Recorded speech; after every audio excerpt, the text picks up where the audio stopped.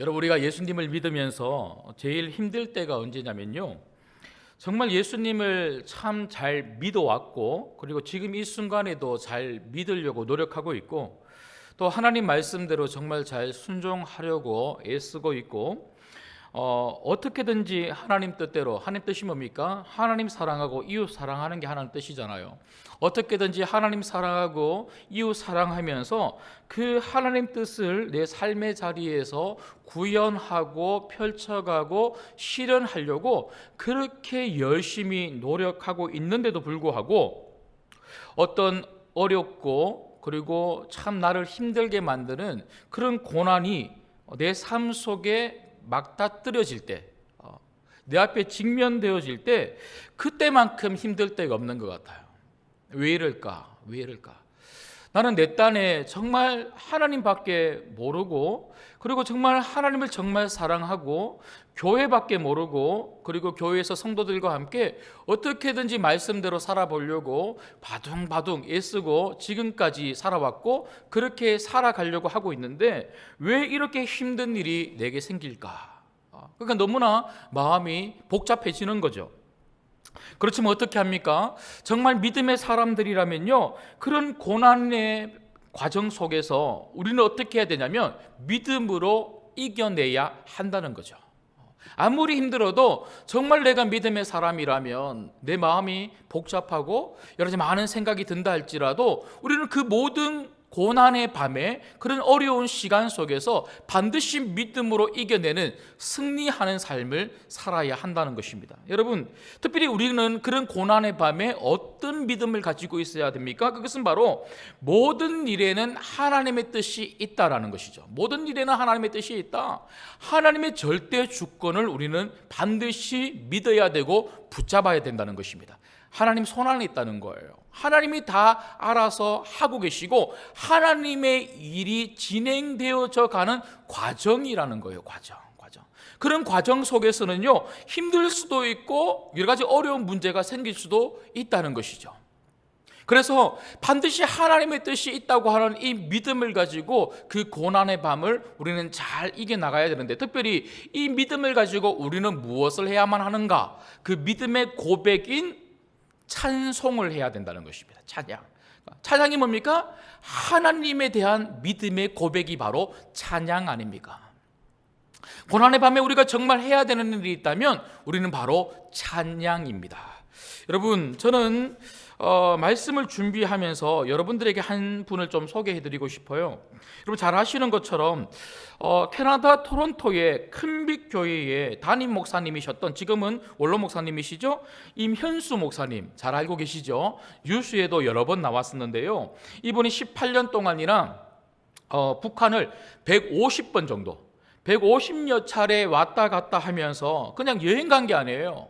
캐나다에 살면서 목회하면서 북한에 여행을 간 게 아니고 150여 차례 그 북한을 왔다 갔다 하면서 사랑으로 그 어려운 북한, 그 열악한 북한을 도와주는 사역을 그렇게 최선을 다해서 감당한 분이 바로 임현수 목사님이십니다. 그런데 이 북한이 그만 임현수 목사님을 어떻게든지 이렇게 응유시키려고 이런저런 이렇게 빌미를 삼아서 이분을 북한 그 감옥에 집어넣고요.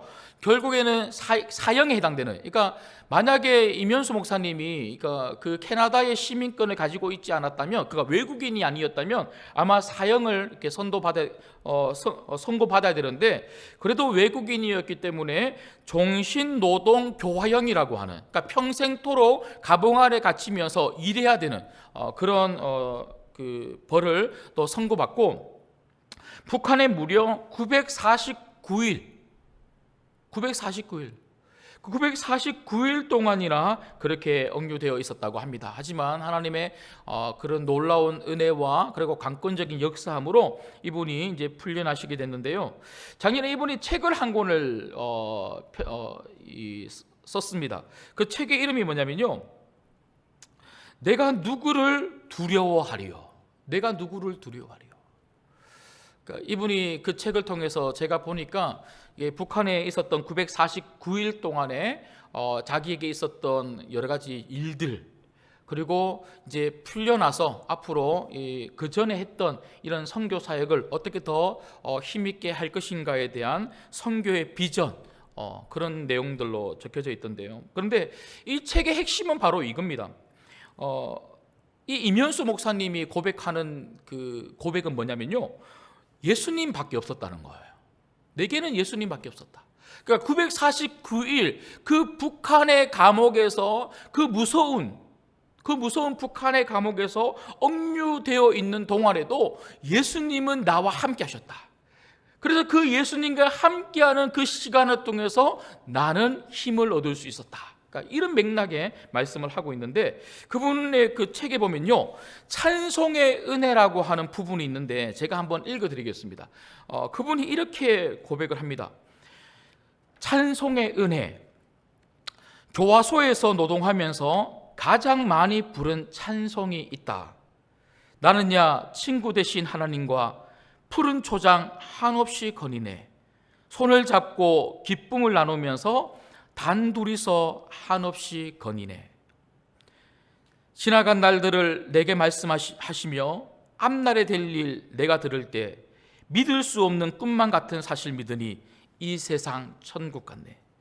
나는야 친구 되신 하나님과 영원히 다정하게 지내리. 천지는 모두 없어진다 해도 우린 영원히 지내게 되리. 이 찬양을 불렀다고 하는데 이분이 이렇게 말씀하시는 거예요. 주님과 나만의 시간이 전부였던 949일 동안 나는 이 찬송을 정말 많이 불렀다. 신기하게도 부르면 부를수록 이 찬송이 내게 기쁨과 즐거움이 되었고 내 고백이 되었다. 임현수 목사님이 북한의 그 감옥 안에 억류되어 있었던 949일 동안 그분이 했던 한 가지가 있었는데, 그것은 바로 찬송이었다는 거예요. 찬송. 그 찬송을 매일매일마다 불렀더니 그 마음속에 뭐가 넘쳤다고요? 기쁨과 즐거움이 넘쳤다고 그렇게 고백을 하고 있는 것이죠.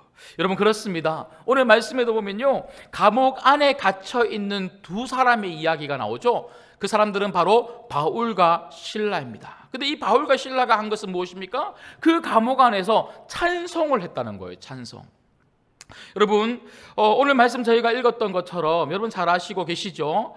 바울과 실라는요, 성령님께서 가라고 한 빌립보 지역, 그러니까 유럽의 첫 관문인 이 빌립보 성으로 간 거죠.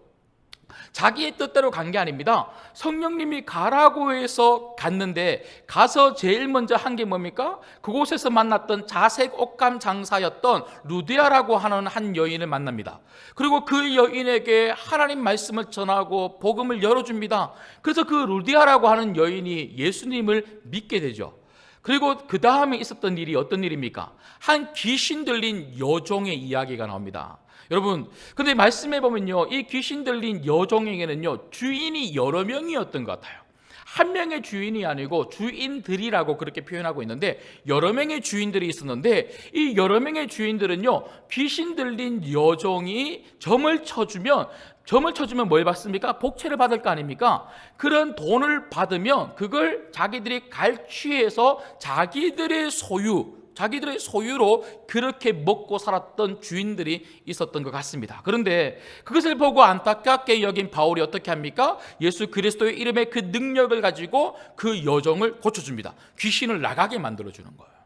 그러니까 어떻게 될까요? 이 여인이 이제 더 이상 이 귀신 들린 여종이 아니고 이제는 이제 자유함을 얻은 그런 사람이 돼버리는 거죠. 그러니까 더 이상 점을 칠 수가 없는 거예요. 그러니까 어떻게 됩니까? 이제 이 여종이 점을 칠 수가 없으니까 누가 당연히 돈을 벌 수가 없습니까? 주인들이 돈을 벌 수가 없는 거죠. 주인들이 돈을 벌 수가 없으니까 손해 본 거죠. 그러니까 본인들이 손해를 보니까 어떻게 합니까? 이 바울과 실라를 말도 안 되는 이유로 고발해 버립니다. 뭐라고 이야기하냐면요, 유대인들이 이상한 말을 우리들에게 퍼뜨리면서 우리 도시를, 우리 성을 어지럽게 만든다, 심히 요란하게 만든다라고 이렇게 이야기를 하면서 고발해버리는 것입니다. 그래서 오늘 말씀해 보니까요, 엄청 두드려 맞고 감옥 안에 갇히게 되는데요. 그래서 엄청 두드려 맞고 감옥 안에 갇혀서 그렇게 피곤한 첫날 밤 여러 많은 복잡한 생각이 있을 수 있고 그렇지 않겠습니까? 도대체 이게 뭐지? 하나님이 가라고 해서 왔는데 도대체 왜 이런 일들이 우리들에게 일어나지? 이렇게 여러 가지 복잡한 생각이 들 수도 있고 육체적으로도 너무나 지쳐 있는 그 밤에 오늘 말씀해 보니까요, 이들이 한 것이 무엇입니까? 25절을 같이 한번 읽겠습니다. 25절 읽을게요. 시작. 한밤중에 바울과 실라가 기도하고 하나님을 찬송하매 제수들이 듣더라. 뭐 있다고요? 두 가지 했죠. 하나가 바로 기도고 하나가 바로 찬송입니다. 찬송. 여러분, 저는 오늘 이 찬송에 좀 포커스를 두고 여러분들에게 말씀을 전하고 싶습니다. 여러분, 결국 바울과 실라가 그 밤에 찬송을 했다는 것은요, 누구를 믿었다는 겁니까? 하나님을 믿었다는 거죠. 하나님을 믿었다. 하나님이 우리와 함께 하시면서 반드시 하나님은 하나님의 일을 하실 것이다. 하실 것이다. 지금 나는 이해할 수 없고 지금 우리는 왜 이 감옥에 갇혀 있는지 모르겠지만, 왜 이렇게 심각하게 두드려 맞고 이 자리에 와 있는지 모르겠지만, 하나님은 이 모든 과정 속에서 반드시 하나님은 하나님의 일을 하실 것이다. 그런 믿음을 가지고 하나님을 바라보면서 이들이 찬송했다는 것입니다. 여러분, 그렇습니다. 오늘 본문이 우리들에게 전해주는 메시지는요, 너무나 명확한 거예요. 인생의 밤을 만난 성도들에게, 고난의 밤을 지나고 있는 성도들에게 오늘 이 본문은요, 우리 보고 찬양하라고 말해주고 있는 것이죠. 여러분, 우리도 인생을 살면서 이렇게 고난의 밤을 우리가 만날 수 있지 않습니까? 외로운 밤이죠. 너무나 힘든 밤입니다. 눈물이 막 그냥 쭉 나는 거예요. 가만히 있어도 눈물이 나는 거예요.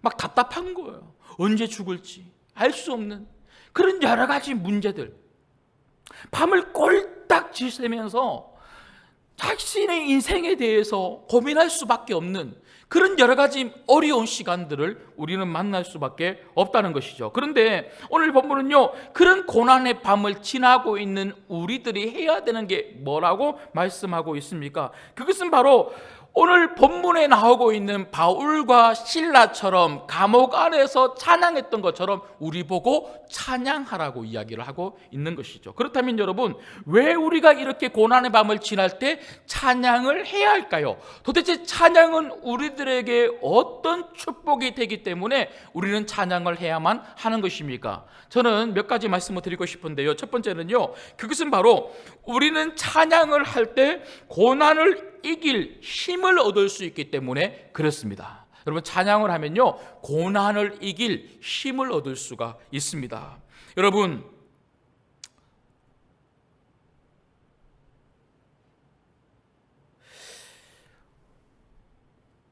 우리는 방금 제가 말씀을 드렸던 것처럼 늘 평화로운 삶을 사는 사람들이 아닙니다.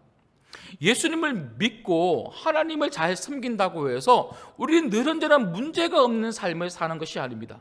내 개인적으로도 문제가 있을 수 있고 우리 가정에 문제가 있을 뿐만 아니라 여러분, 사회적으로도 심각한 문제들이 있을 수가 있죠. 지금 우리가 그런 사회적인, 전 세계적인 심각한 코로나라고 하는 그런 어려운 문제 속에 우리는 지금 놓여져 있습니다.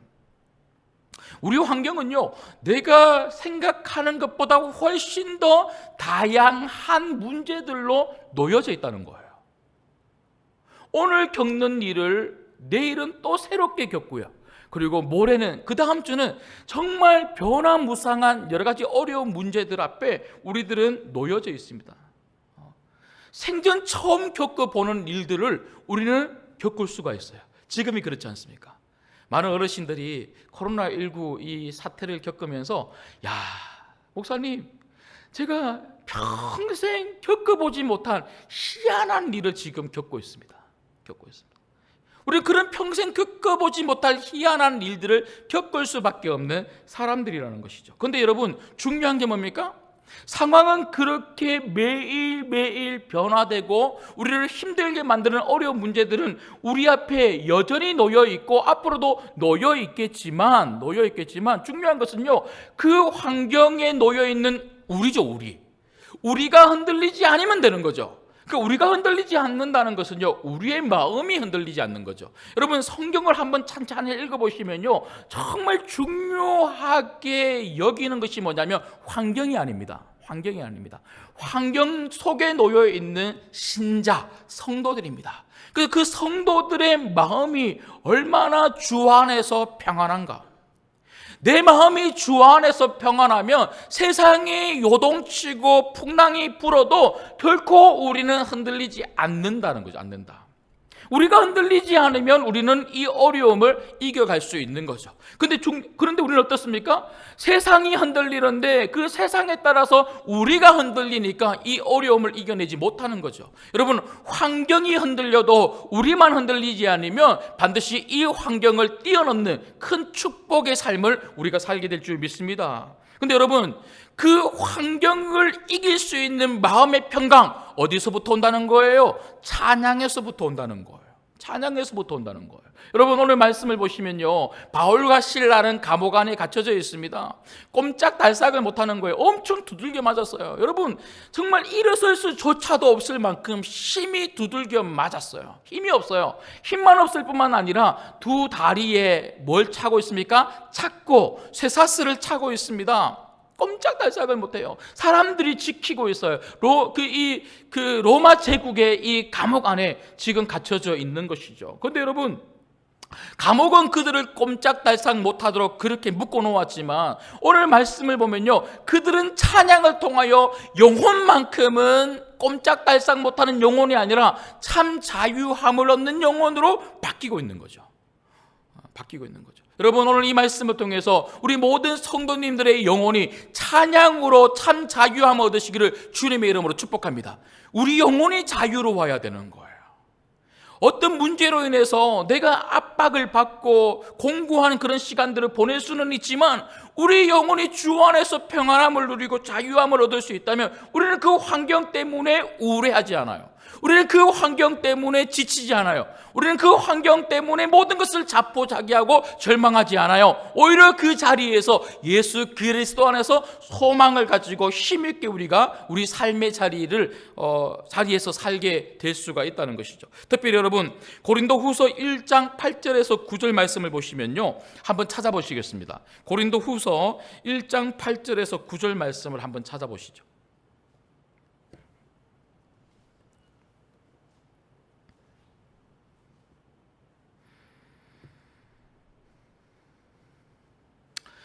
바울이 오늘 본문의 이 말씀을 포함하여 이 선교를 진행하면서 본인이 얼마나 힘든 어려움들을 겪었는지 그가 회상을 하면서 고린도후서 1장 8절에 보면 그는 이렇게 고백을 합니다. 형제들아, 우리가 아시아에서 당한 환난을 너희가 모르기를 원하지 아니하노니 힘에 겹도록 심한 고난을 당하여 살 소망까지 끊어지고. 그러니까 앞서서 이 아시아에서 복음을 전하는 그 순간부터 그 복음을 전하는 자리마다 바울은 뭐라고 고백을 하냐면 살 소망이 끊어질 정도로 그렇게 힘들었다는 거예요. 지금도 역시 그렇지 않겠습니까? 9절 한번 말씀 보시죠. 우리 자신이 사형 선고를 받은 줄 알았으니, 그러니까 우리 이제 죽었다는 거죠. 이제 이 감옥에 갇힐 때마다 그들은 이제 죽었다, 이제 사형 선고를 받았다, 이렇게 생각했다는 거죠. 그런데 그 하반절 말씀을 보시면 이는 우리로 자기를 의지하지 말고 오직 죽을 자를 다시 살리시는 하나님만 의지하게 하심이라. 이런 무슨 말입니까? 바울은 고난이 있었다는 거. 고난은 항상 있었다는 거예요. 살 소망이 끊어질 정도로 고난이 있었는데, 그런데 그 고난이 내게 축복이요 유익이었다는 거죠. 왜 축복이고 유익이 되었습니까? 살 소망이 끊어질 그 고난의 자리에서 내가 더 이상 붙잡을 게 아무것도 없기 때문에 오직 누구만 붙잡는 자리가 되었다는 겁니까? 하나님만 붙잡고 의지하는 시간이 되었다는 거예요. 여러분, 우리가 이런 감옥과 같은 어려운 시간 속에서 우리가 고난의 밤을 지날 때에 하나님만 붙잡고 하나님만 의지할 수 있는 그런 축복이 우리들에게 주어지는데, 그런 방법이 뭐냐는 거죠. 그것은 바로 찬양이었다는 거예요. 바울은 찬양을 하면서 하나님만 더 의지하고 하나님만 붙드는 그런 시간을 그 고난의 밤에 가질 수가 있었던 것이죠. 여러분, 저는 목회 초년병일 때 너무나 힘든 때가 있었습니다. 너무 힘들어서 내가 계속 목회를 할 수 있을까? 제가 다 말씀을 드릴 수는 없지만 정말 그때만큼 힘든 때가 없었던 것 같습니다. 그래서 너무 힘든 그 마음을 가지고 대구에 가면 주암산 기도원이라는 곳이 있는데요, 그 주암산 기도원을 혼자 이제 찾아갔습니다. 그래서 산 꼭대기까지 홀로 걸어가면서 별의별 생각을 다 하면서 올라갔어요. 올라가서는 기도를 하는데 이게 너무 힘드니까 기도 안 되는 거 있죠. 기도가 안 되는, 그냥 묵묵하게 눈을 감고 기도해 보려고 하는데 기도가 안 되는 거예요.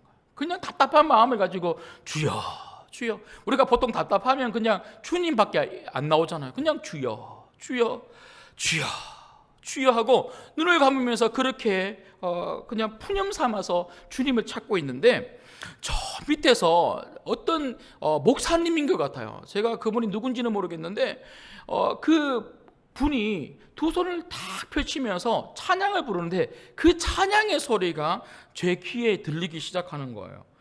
고난 내 영혼 편히 쉴 곳과 풍랑이 일어도 안전한 포구, 폭풍까지도 다스리시는 주의 영원한 팔을 지혜, 주의 영원하신 팔 함께 하사 항상 나를 붙드시니 어느 곳에 가든지 요동하지 않음을 주의 팔이 함께 함이라. 그 찬양을 그분이 조용하게 천천히 부르시는데 마치 그 찬양을 하나님이 제게 들려주시는 찬양처럼 들리는 거예요. 그래서 저도 모르게 그분이 부르는 찬송가 406장이죠. 그 406장을 함께 따라 부르기 시작했어요. 따라 부르기 시작하면서 제 눈에 답답하여 흘리는 눈물이 아니라, 그전에는 그냥 답답해서 눈물 흘리면서 그냥 주여 주여 하고 있었는데, 이번에는 주님이 찾아오셔서 제 마음을 어루만져 주시는 그 은혜, 그 은혜로 말미암아 흐르는 그 눈물을 통하여 하나님이 나와 함께 하신다고 하는 그 힘을 얻을 수 있었고요. 그때부터 제가 거의 매일매일마다 찬송가 406장 이 찬양을 불렀고, 영국에서 공부할 때도 우리 가족들하고 우리 아내하고 아이 앉혀놓고는요 매일 가정예배 드리면서 찬송가 406장을 빠뜨리지 않고 불렀던 찬양이 되었습니다. 여러분, 우리가 인생을 살면서 정말 중요한 게 뭐예요? 다른 건 다 없어도 되는데, 다른 건 다 포기할 수 있는데 정말 내가 포기할 수 없는 게 뭐예요? 그 한 가지 이야기해 보라 그러면 여러분 무엇을 이야기할 수 있겠습니까? 신자들에게 절대 포기할 수 없는 그 한 가지 뭡니까? 예수님이시죠. 예수님만 함께하면요 상황이 아무리 힘들어도 두려울 게 없어요. 예수님이 함께 해주시면 어떤 고난이 찾아와도, 어떤 고난의 밤을 내가 지난다 할지라도 나는 무섭지 않고 외롭지 않을 수 있죠. 물론 예수님이 빨리 우리의 이 어려운 문제들, 고난을 해결해 주시기를 정말 간절히 원하죠. 그렇지만 우리가 원하는 것만큼 예수님이 빨리 그 문제를 해결해 주시지 않을 때도 분명히 있죠. 아무리 기도를 해도 그 기도가 응답이 안 되는, 그리고 지연되는 그런 경험들을 우리는 하면서 살고 합니다. 그런데 불구하고 우리가 여전히 이 힘든 고난의 밤에 기도해야 되고 찬송해야 될 이유가 무엇입니까? 여전히 기도 응답이 안 되는데도 불구하고 찬양해야 될 이유가 있다면 예수님이십니다. 찬양할 때 예수님이 우리와 함께 하십니다. 그분의 임재가 강력하게 느껴집니다. 그래서 그 찬양을 통하여 우리는 어떤 형편에서도 우리에게 힘이 되시는 그 예수님 때문에 우리는 위로를 받을 수 있고, 우리는 그 어려움을 어려움으로 보지 아니하고 오히려 기대함으로 바라볼 수가 있는 것이죠. 여러분, 찬양하십시오. 이 고난의 밤에 찬양함으로 말미암아 주님의 임재를 누리시기를 간절히 축복합니다. 그런가 하면 두 번째로 오늘 말씀을 통해서 우리가 볼 수 있는 찬양의 축복, 그것이 무엇입니까? 그것은 바로 우리는 찬양을 할 때 하나님의 역사를 경험할 수가 있기 때문에 찬양을 하는 것입니다. 여러분, 빌립보서 1장 6절에 보면요, 사도 바울이 지금 이 빌립보에서 겪었던 일 아닙니까? 사도 바울이 이 빌립보 교회를 향하여 감옥 안에서 편지를 쓰면서 어떻게 그 편지를 쓰고 있냐면, 빌립보 1장 6절에 보면 너희 안에서 착한 일을 시작하신 이가 그리스도 예수의 날까지 이루실 줄 우리는 확신하노라. 아무리 힘든 일이 있고 아무리 어려운 일이 우리 앞에 놓여 있다 할지라도 하나님이 너희들을 붙잡았으면 너희들 안에서 시작하신 하나님의 일은 반드시 주님이 이루신다고, 우리가 이것을 확신해야 된다고 편지를 쓰고 있더라고요. 여러분, 그렇습니다. 하나님이 우리를 붙잡으셨습니다.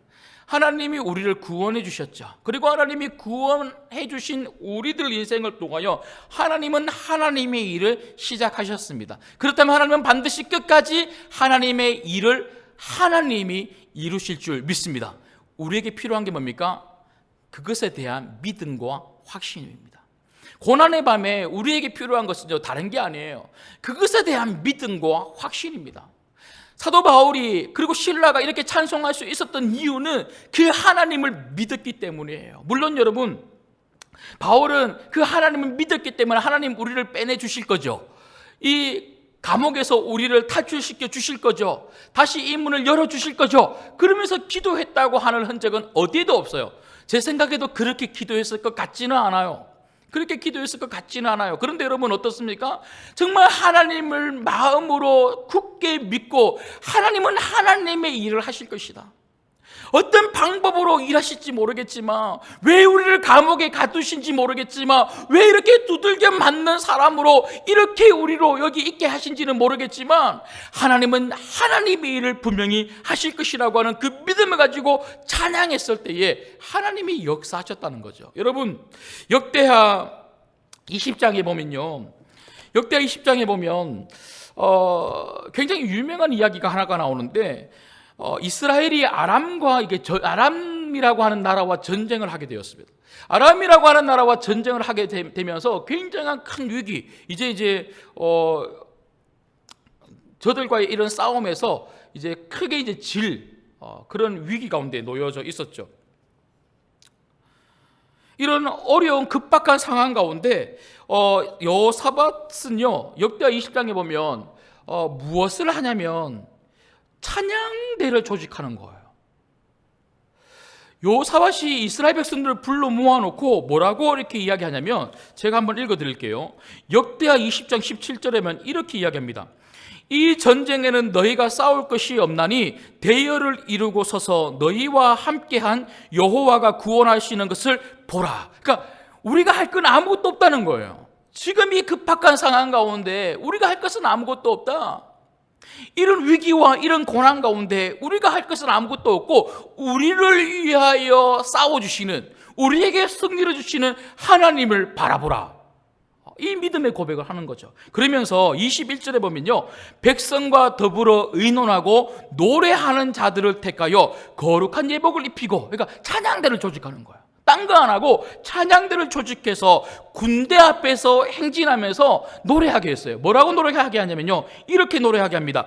여호와를 찬송하여 이르기를 여호와께 감사하세, 그의 인자심이 영원하도다.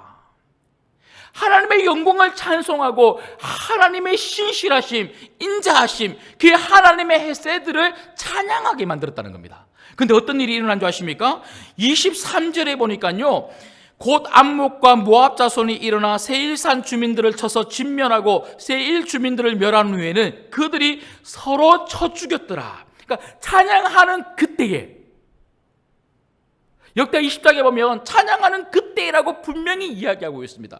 찬양하는 그때에, 찬송이 시작될 때에 이 아람 군대는요 서로 쳐 죽이는, 그래서 진멸하는, 하나님이 이스라엘 백성들에게 이런 놀라운 승리를 안겨주셨다는 거죠. 여러분, 그렇습니다. 찬송하면요 하나님이 우리들에게 반드시 역사하십니다. 그리고 그 찬송에는요 능력이 있는 거예요. 하나님이 우리들을 위하여 일하시는 놀라운 통로가 바로 찬송입니다. 여러분, 한번 생각해 보십시오. 성령님이 가라고 했어요. 그리고 순종해서 왔는데, 빌립보에 왔는데, 그런데 예수님 전하고 불쌍한 여인, 여종 고쳐준 것밖에 없는데, 이렇게 선한 일을 했는데, 이렇게 주님의 일을 했는데 두들겨 맞는 거예요. 두들겨 맞고 감옥에 갇혀서는요 아무 힘 없이, 여러분, 입도 막 움직일 수 없는, 눈이라도 제대로 떴겠습니까?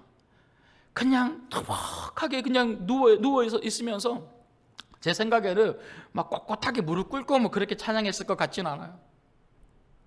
그냥 툭하니 그렇게 그 감옥 안에서 놓여 있었던 그 바울이, 그리고 그 실라가 겨우 입을 조금씩 떼기 시작하는데, 그 미세한 그 소리가 뭐였냐면 바로 찬양이었다는 거예요.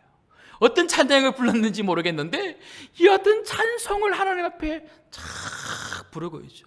그런데 여러분, 이 찬송을 들었을 하나님을 한번 생각해 보십시오. 하나님이 그 차디찬 감옥 안에서 정말 그 절박한 상황 가운데서 두들겨 맞고 어떤 힘조차도 없는, 꼼짝 달싹할 수 없는 그 바울과 그 실라가 겨우 입을 떼서 뭔가 이야기하는데 그 들리는 소리가 찬양입니다. 찬양은 뭡니까? 하나님의 영광을 높이는 게 찬양이죠. 하나님이 어떤 마음이 들었을까요? 감동 아니겠습니까? 저런 상황 가운데도 하나님을 찾는 바울, 저런 상황 가운데도 여전히 신실하시고 인자하신 그 하나님의 영광을 찬양하는 그 바울과 실라의 그 찬양을 들었을 때 하나님은 감동을 받으시는 거죠. 그 감동을 가지고 하나님 뭐 하시겠어요? 찾아가시는 거죠.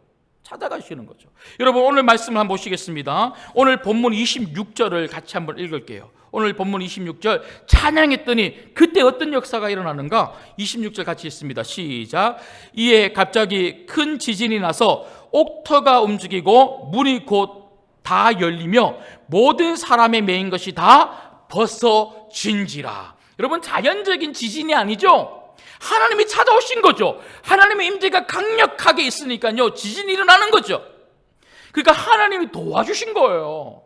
그냥 우연히 이상하게 때에 딱 잘 맞아떨어져서 그렇게 지진이 일어난 게 아니고 하나님이 일으키신 지진인 거죠. 여러분, 우리가 찬양을 하면 우리 삶의 자리에 지진이 일어납니다. 놀라운 지진이 일어나는 거예요. 그 파장은요 내 마음에서부터 일어날 뿐만 아니라 내 주변의 모든 상황들도 바꾸어내는 하나님의 지진. 여러분, 이 찬양을 통하여 이번 주간에 여러분 삶의 모든 자리에서 하나님이 일으키시는 역사의 지진이 일어나기를 주님의 이름으로 축복합니다. 마지막 세 번째로는요, 우리가 찬양해야 될 세 번째 이유, 왜 찬양을 해야 됩니까? 찬양의 세 번째 축복이 무엇입니까? 그것은 바로 우리는 찬양을 할 때에 주님의 사명을 감당할 수가 있습니다. 우리는 찬양할 때에 주님의 사명을 감당할 수가 있습니다. 여러분, 오늘 본문을 보면 정말 이해되지 아니하는, 정말 이해할 수 없는 한 가지 사건이 있는데요. 그것은 바로 이렇게 지진이 일어나고, 그러니까 지진이 일어나는 것도 이해할 수는 없는 거지만 하나님이 이렇게 지진을 일으켜 주셔서 이제 이들이 풀려나지 않습니까? 그런데 풀려나고 난 다음에 바울과 실라의 일행, 이 전도대의 이 선교팀의 일행의 행동입니다. 오늘 말씀해 보니까요, 이 자다가 깬 이 간수들이 이제 깜짝 놀라게 되죠. 그래서 이 간수가 깜짝 놀라서 이제 다 도망간 줄 알고 이제 자기를 하려고 하는데 28절에 보니까 바울이 크게 소리 질러 이르되 내 몸을 상하지 말라, 우리가 다 여기 있노라. 우리가 다 여기 있노라. 도망가지 않는 거예요. 저는 이 말씀을 읽는데 정말 너무 막 쓰나미처럼 감동이 밀려오는 거예요. 여러분, 우리 같으면 어떻게 합니까? 감옥이 열리면 하나님 감사합니다, 감사합니다, 살려주셨군요 하고 도망가야 되는 거 아닙니까? 근데 도망가지 않고 우리가 다 여기 있노라, 감옥 안에 있는 거예요. 감옥 안에. 여러분, 이것만 봐서도 여러분 적어도 바울과 실라는요 살려달라고 기도한 게 아니라는 거예요. 감옥 안에서 빼내달라고 기도한 게 아니라는 거예요. 그들이 기도하고 찬송한 이유는요, 하나님의 일하심 때문에 그들은 기도하고 찬송할 수 있었고, 그들은 여전히 하나님을 찬송하면서 하나님, 우리를 통하여 우리가 어떻게 될지 모르겠지만 하나님의 일하심의 귀한 통로로 계속 사용되게 하여 주옵소서. 여러분, 이 마음이 바울과 실라의 마음 가운데 있었던 것이죠. 그래서 여러분, 그들이 도망가지 않고 그들의 마음속에 하나님의 일을 계속해서 해야 된다고 하는 마음이 있었기 때문에, 하나님의 일이 뭡니까? 복음을 전하는 것 아닙니까? 복음을 전해서 영혼을 살려내고 믿음을 통하여 그 가정을 구원해내는 이런 놀라운 일들을 위해서 바울과 실라는요 이 전도 여행을 시작했고, 지금 이 감옥 안에 들어와 있기 때문에 그 하나님의 일하심을 바라보면서 찬양을 했기 때문에 그들은 도망가지 않고 머물러 있었던 것이죠. 여러분, 고난의 밤에 우리가 찬양할 수 있는 이유가 무엇입니까? 하나님은 반드시 하나님의 일을 하실 것이라고 하는 하나님 절대 주권을 우리가 믿기 때문에 찬양하는 것입니다. 바울이 감옥 안에 갇힌 것은요 우연히 갇힌 게 아닙니다. 바울이 감옥 안에 갇힌 것은 우연히 갇힌 것이 아닐 뿐만 아니라 하나님이 바울의 기도와 찬양을 들으시고 감옥문을 열어주신 것도 우연히 지진이 와서 열린 게 아닙니다. 하나님이 다 하신 겁니다. 감옥 안에 들어온 것도, 그리고 감옥 안에서 옥문이 열려서 그들이 나온 것도 하나님 주권 아래 다 놓여져 있었던 것이죠. 왜 그렇습니까? 하나님은 그들을 통하여 하나님의 일을 하고 계시기 때문에 그렇습니다. 하나님의 일이 무엇입니까? 그것은 바로 영혼 구원입니다.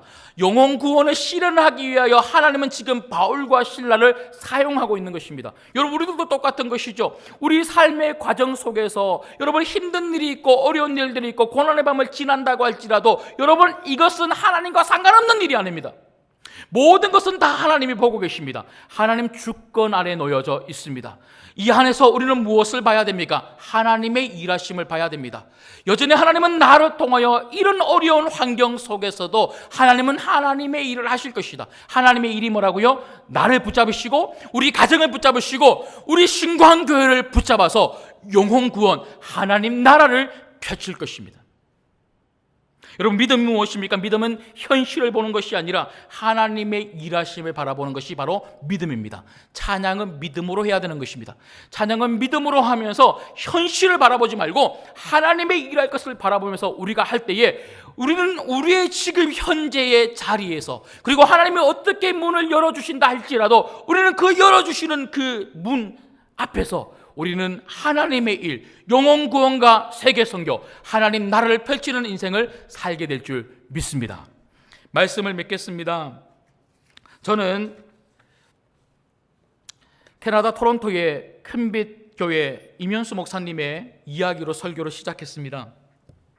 그분이 책에서 이렇게 고백을 하시는 겁니다. 주님은 광야에서 찬송을 주셨다. 찬송은 내게 힘과 능력이 되었고 극도의 고난 가운데서도 참을 수 있는 은혜를 주님이 주셨다. 찬송은 가난한 마음으로 주를 찬송하는 은혜가 넘치게 해 주었다. 찬송을 부르는 기쁨을 어디에서 견줄까? 찬송은 내게 능력이 되었다. 긴 감옥 생활을 힘들지 않게 보내라고 주신 하늘의 신비한 선물이었다. 여러분, 찬양은 고난의 밤을 보내는 우리 모든 성도님들에게 주신 하나님의 신비한 선물입니다. 어떤 상황과 환경 가운데서도 찬양을 멈추지 말고 한번 해 보십시오. 하나님의 임재 안에서 여러분 영혼이 참 평안과 자유함을 맛보게 될 줄 믿습니다. 찬양은 우리로 감사를 잃어버리지 않게 만들어줍니다. 찬양은 우리로 주님께 우리 인생 전체를 맡기고 오직 주의 능력으로 사로잡혀 주님만 붙들고 살게 만들어 줍니다. 찬양은 이 땅의 어떠한가 상관없이 나를 가장 행복한 사람으로 만들어 줍니다. 환경 때문에 불행한 게 아닙니다. 찬양하면 우리는 행복한 사람이 될 수 있습니다. 그리고 찬양은 여러분의 모든 문제를 다 풀어줄 수 있는 주님의 능력의 통로가 될 줄 믿습니다. 이번 주간 이 찬양이 여러분과 여러분 마음과 여러분 가정 안에 우리 신광교회에 차고 넘치기를 주님의 이름으로 축복합니다.